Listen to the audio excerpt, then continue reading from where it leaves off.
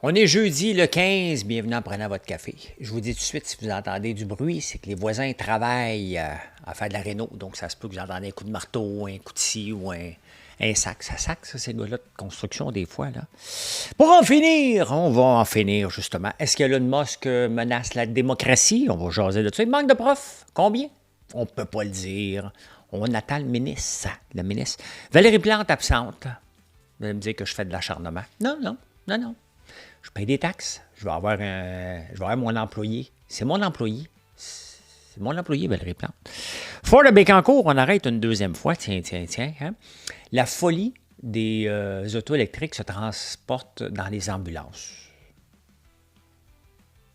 On installe une pause ici. Avon en faillite. Bien, ça va exister encore, mais ils sont en faillite pareil. Airbus n'est pas capable de capitaliser sur les erreurs de Boeing. Et Nvidia se fait faire concurrence par Huawei grâce à Biden. On va vous jaser de tout ça et plein d'autres affaires. Passons tout de suite.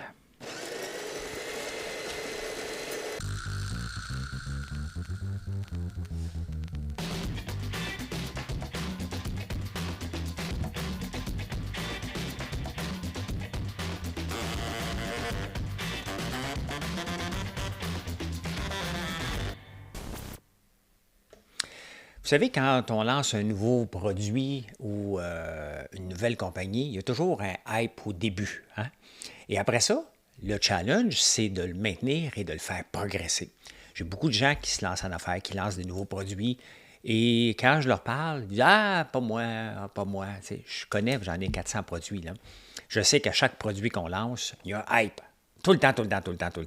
Et ça, c'est la vente facile. Dans n'importe quel produit, il y a la vente facile. Et le lancement d'un nouveau produit est normalement quelque chose d'assez facile. Quand tu as une certaine renommée, puis je vais dire que j'en ai une petite là, au point de vue produit, on l'a eu avec le shampoing. Après ça, ça baisse. Puis après ça, ça remonte. Hein? On l'a eu avec le Pantone. Même chose, la folie. Après ça, là, c'est relancé. D'ailleurs, j'en cherche des Pantone partout parce que je veux me faire une boîte. Et si vous en voulez un à l'année, c'est chez nous. Il y en a une couple d'autres qui en font, mais c'est moins populaire qu'ici. C'est tough faire un Pantone.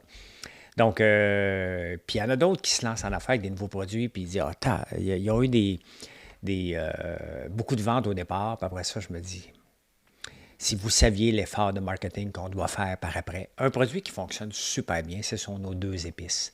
Nos épices barbecue à l'ail noir et maintenant nos herbes de Provence à la fleur d'ail.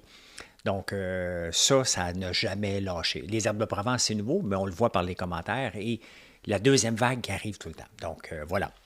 La presse, pour en finir, ça me fait rire. La presse, c'est toujours pour en finir. Le problème, c'est que un coup que tu écris pour en finir, c'est la dernière fois que tu parles du sujet. Moi, je veux juste aider les journalistes de la presse, puis j'aime bien vous lire. Là. Arrêtez d'utiliser pour en finir, parce que là, à un moment donné, j'aurai plus de sujets, parce que vous allez les avoir tout épuisés. Je ne sais pas pourquoi que dans la presse, particulièrement, ce mot-là commence tout le temps. Pour en finir avec ça, pour en finir avec ci. Bien là, vous allez pas avoir du sujet. Donc, aidez-moi à faire un show parce que j'ai besoin de la presse. Je lis toujours la presse en premier lieu pour faire ce show-là. Donc, aidez-moi. Est-ce que Elon Musk menace la démocratie? Parce qu'il y a 100 millions de personnes, 1 milliard de personnes qui ont vu, qui ont entendu. Elon Musk, je ne sais pas combien, on est dans les superlatifs, mais est-ce qu'il menace la démocratie? Tu sais, ça me fait rire, parce que quand ça ne vient pas des journaux ou de la télé, et ça vient des réseaux sociaux, hein, le journalisme citoyen, là, on capote. Hein, parce que la même entrevue, Elon Musk qui ferait avec Donald Trump à CNN ou à Fox ou n'importe où ailleurs, hein, on dirait que c'est bien pour la démocratie, on les entend parler. Quand c'est fait d'une façon différente, puis ça a bugué, là, on dit qu'il menace la démocratie. Tu sais, moi, Elon Musk m'interpelle pas pantoute. Hein.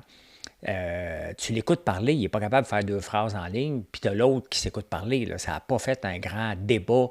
Ils se sont moqués d'un paquet d'affaires. D'ailleurs, il y a une plainte contre eux parce qu'ils se sont moqués des syndicats. Il ne faudrait pas que je sois président en liste pour être président des États-Unis ou premier ministre du Canada. Je me moquerais moi aussi des syndicats un petit peu. C'est quand même drôle, hein? Les syndicats qui ont peur. justement, de se faire critiquer alors qu'il menace constamment. Tu sais, à STM, ici, on le voit, là. Il n'y a aucun col blanc qui ose aller donner un ordre à un col bleu sur le plancher. Il va manger une volée. Là. Ça se bat sur le plancher. Là, tu sais. La CSST est obligée d'y aller, puis il va donner des amendes parce qu'il n'y a aucun col blanc qui ose aller se présenter. Fait que quand un syndicat se plaint, là, hein, et Elon Musk menace-t-il la démocratie? Ben non. La seule chose qu'Elon Musk risque de faire, tu sais, c'est se mettre des gens à dos. Mais combien de gens à dos? Je regardais le titre, là, puis on n'a pas besoin de le voir, Tesla. Il ne prend pas une débarque tant que ça, quand même, qui a pris position. Mais il veut interviewer Kamala Harris maintenant. Est-ce que Kamala Harris va dire oui? Elle refuse les entrevues systématiquement, hein, parce qu'elle sait que elle est plus faible et son équipe ne veut pas qu'elle aille là. Donc, à un moment donné, il va falloir qu'elle y aille. Et ça serait tout à son avantage de l'affronter. Si elle est forte, ça serait à son avantage de l'affronter. Elon Musk, mais elle n'a pas le courage. Donc, à suivre, hein? Mais ça ne menace pas la démocratie. Il faut arrêter d'avoir peur pour la démocratie. Là. Il n'y a rien qui va mettre à terme la démocratie aux États-Unis et au Canada. Là. Il manque de profs. Hein? Quelle surprise. Hein? Donc, la grève qu'ils ont fait l'année passée, ça n'a rien servi. Hein? Ça n'a absolument rien servi. Les conditions sont encore les mêmes. Ils n'ont même pas été payés, d'ailleurs. La façon d'assigner les profs, on a avancé ça de 2 semaines, mais après ça, c'est le néant total.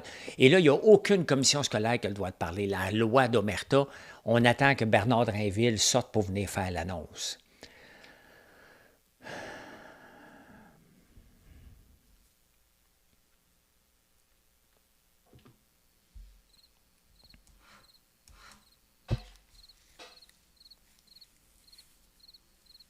Il va avoir son crayon comme ça, là. Ouais, ben là, écoute bien, là, hein? Là, moi, j'ai pas le pouvoir d'assigner les profs. C'est les commissions scolaires, puis ils veulent pas, là. Moi,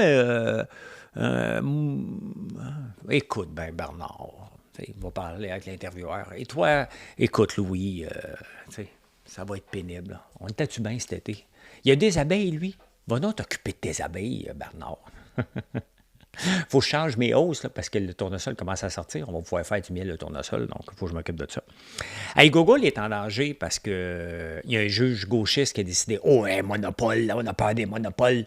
Hein? » Il faut le démanteler. Donc, on va voir ce que ça va donner. Mais entre-temps, il sort un nouveau téléphone. Mais Google n'est pas tellement fort sur les téléphones. Mais là, ils viennent de fesser fort parce qu'ils ont mis Gemini AI et l'intelligence artificielle dedans. Et il y a l'appareil photo est vraiment ça coche. Tout ce que j'ai vu passer, c'est vraiment, vraiment intéressant. Bon, moi, j'aime l'écosystème Apple et je vais changer. Je fais figure de vieux schnock avec mon iPhone 12, alors que tout le monde autour de moi a des 15 et j'emprunte leur téléphone pour prendre des photos parce que ça prend des meilleures photos que moi. Donc, j'attends le 16 cet automne pour me moderniser. Donc, mais c'est intéressant hein, avec l'intelligence artificielle qui est intégrée. Est-ce que Google va percer? Imaginez-vous que Google percerait et deviendrait aussi fort que Samsung et Apple. Comment les juges capoteraient? Hein? Ça serait infernal. Oh, il ne faudrait pas que ça fasse ça.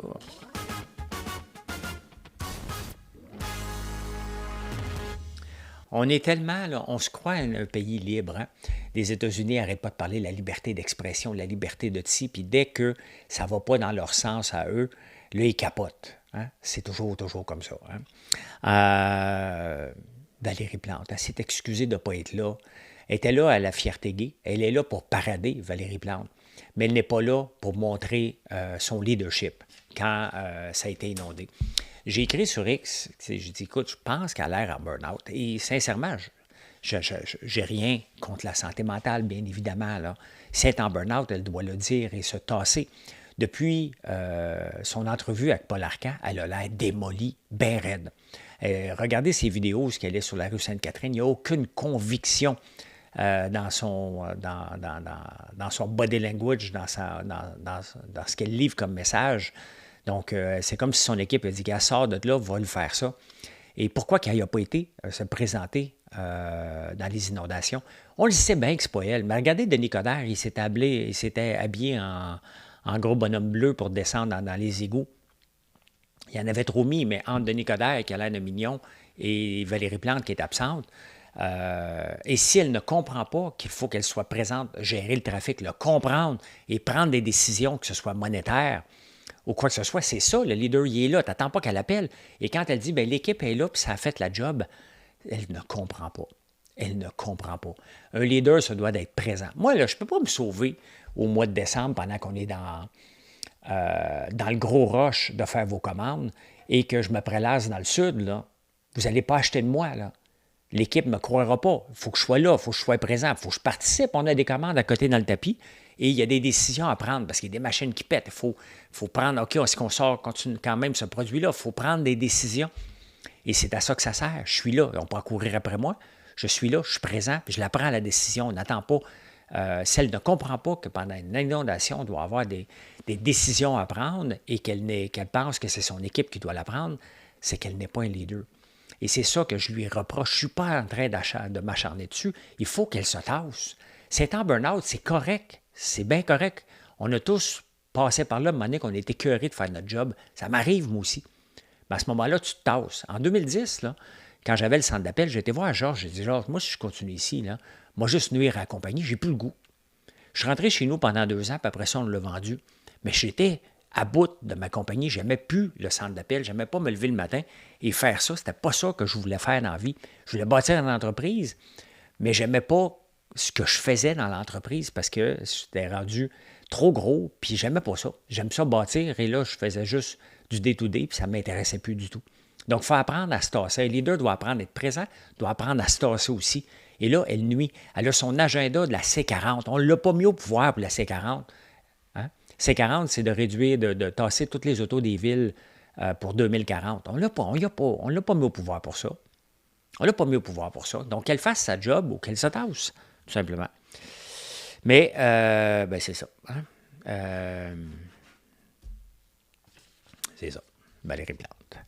Ford, à Bécancour, est obligé d'arrêter une deuxième fois. Il avait arrêté l'usine cet été. Ils ont recommencé. Et là, ils viennent d'arrêter. Hey, sincèrement, là, quand tu sais que le marché ne s'en va pas là, ils ont beau essayer, là, ils vont voir quel type de batterie qu'ils vont faire. Ça va fermer, là. Vous pensez que Northvolt, on va avoir des réponses au mois de septembre, octobre de Northvolt, mais c'est la même chose qui va se passer. Il y a trop de batteries dans le monde en ce moment. Il y en a trop de fabricants de batteries. Il y a trop de lithium par rapport à la demande et les entreprises doivent mettre les breaks là-dessus. Il y a juste ici qu'on continue à faire comme si de rien n'était. Puis on pompe de l'argent, puis on pompe de l'argent, puis on continue. Mais le marché n'est plus là. Le marché, on a rêvé que c'était là. C'est trop vite, tout simplement. Donc, Ford qui arrête encore une fois. Hein? Au Québec, tu sais, on a toujours été reconnu comme avec des ressources naturelles. Et Jean Charest avait le plan Nord, donc de faire revivre les mines et de développer les mines. Maintenant que les mines, on en trouve du minerai à Duhamel, on en trouve en Montérégie, on en trouve dans la Nodière. Et là, tout à coup, les gens disent non, pas dans ma cour. Hein? On n'est pas capable de développer. Je peux croire qu'une mine peut faire peur. Mais à chaque fois, on dit non. Comment voulez-vous qu'on crée de la richesse au Québec si on dit non à tout? L'autre jour, il y a un gars qui m'a engueulé parce qu'il voulait absolument que j'aille à Réunion, à Duhamel. Tu sais, moi, chacun ses batailles. Je veux dire, si ça respecte l'environnement, ça ne me dérange pas du tout qu'il y ait des mines. Si on veut créer de la richesse au Québec, puis que notre richesse, ce sont les ressources naturelles, il va falloir accepter à un moment donné que ça fait partie du paysage à l'occasion. Là, mais je peux comprendre les peurs des gens, je peux comprendre tout ça, mais à force de dire non, on n'en créera pas de richesse. Là. Qu'est-ce qu'on veut faire au Québec? Il va falloir se donner une politique gouvernementale par rapport à l'exploitation des mines qui ne sont pas dans le Grand Nord. Même dans le Grand Nord, c'est compliqué. C'est compliqué partout. Donc, il va falloir à un moment donné d'avoir une décision du gouvernement qui dit on va les faire, ces mines-là, ou on ne les fera pas. Ben, je trouve que les promoteurs travaillent très, très fort pour se faire garrocher des roches et se faire passer pour des bandits. Ça ne doit pas être tellement le fun, hein? Trop le fun, mais écoute, c'est non partout, hein? Vous savez, l'Hôtel de Ville à Montréal a coûté 211 millions de rénovation.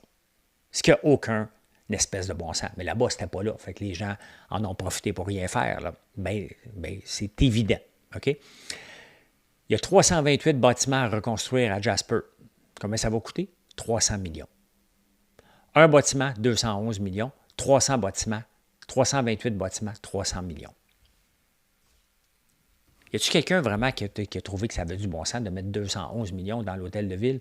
Pour arriver à l'hôtel de ville, il faut voir une femme violée. Voilée. Je m'excuse. Je m'excuse. Je ne peux pas reprendre, je ne reprends pas. Une femme voilée. Ouais. Qu'est-ce que je viens de dire? Une femme voilée. Et pourquoi aller créer une controverse avec ça? Hein? Eh bien, écoute, on continue, on enchaîne, on enchaîne.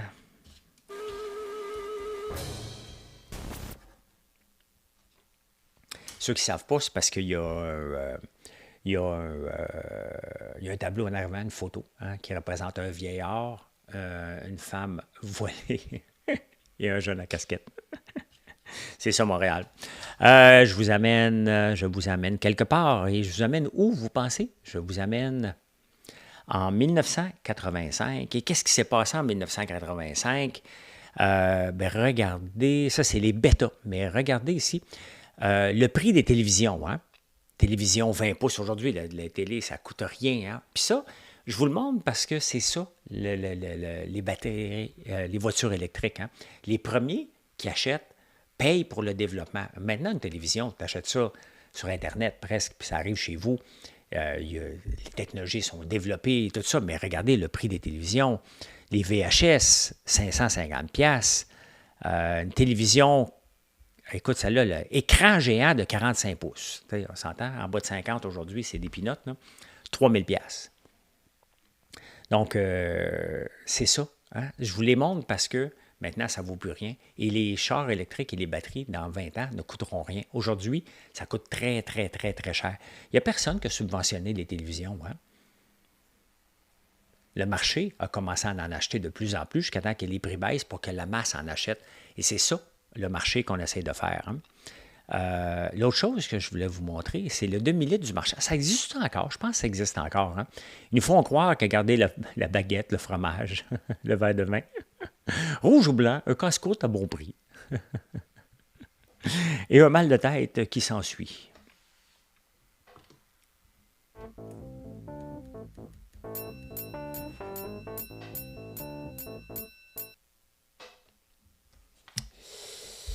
Avon en faillite, mais la marque va rester.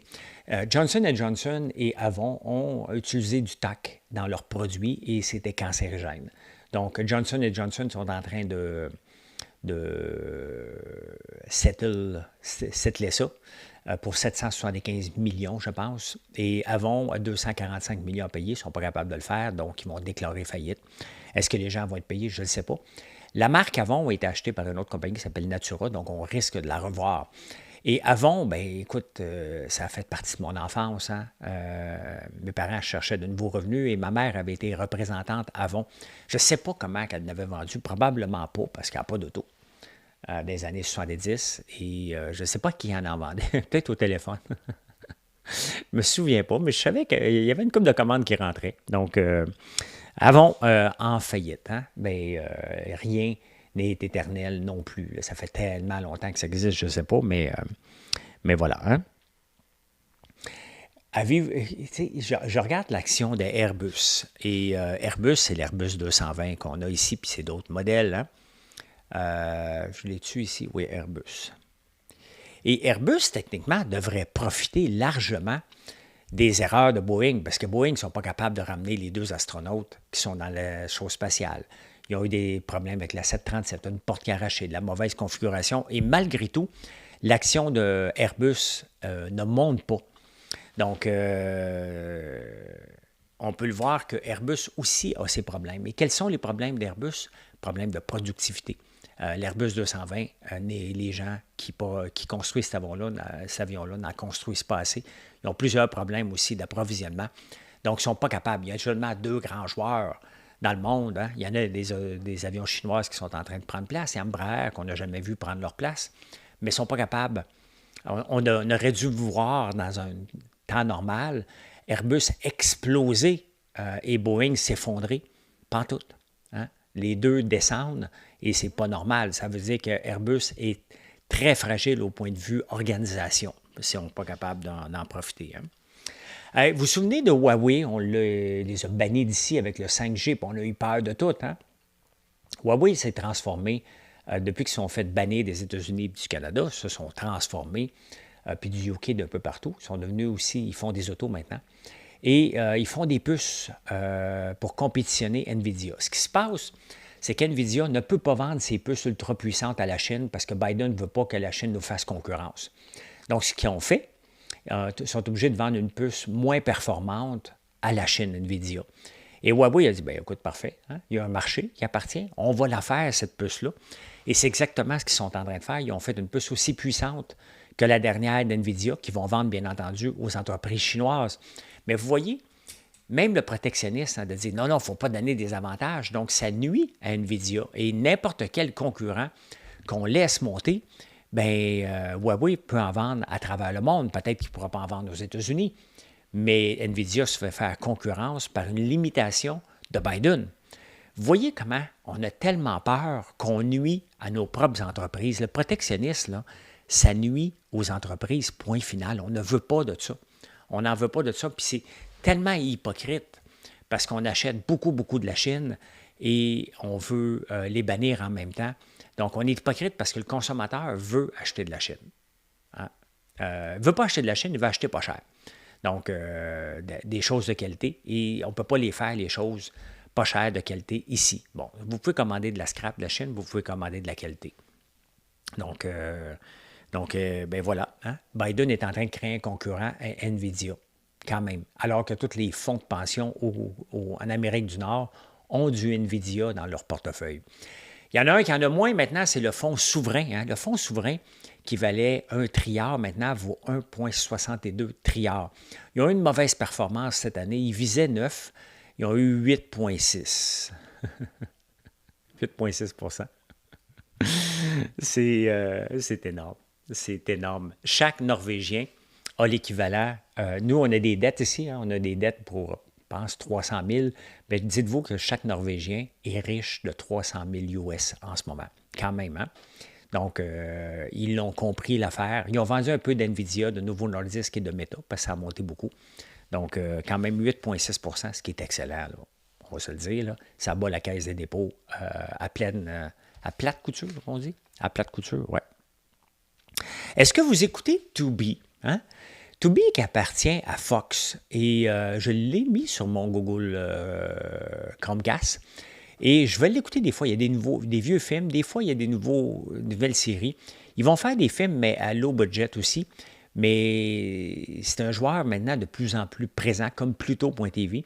Et les gens aiment écouter des vieilles séries parce qu'on avait des postes, là, je pense qu'ils existent encore, Série Plus, en tout cas, qui nous montraient des vieux films et des vieilles émissions sur le câble. Bien, maintenant, ça s'est transformé sur Tubi. Tubi a plus de visionnement qu'Apple TV, quand même. Hein? Apple TV qui s'améliore beaucoup dernièrement, là, mais il y a énormément de visionnement. Parce que des fois, tu as le goût d'écouter un True Crime, il y en a beaucoup, beaucoup là-dessus. Donc, c'est très intéressant. Allez voir ça, c'est gratuit. Ben, il n'y a rien de gratuit, tu as de la pub en échange. Donc, voilà, on s'en va en insolite.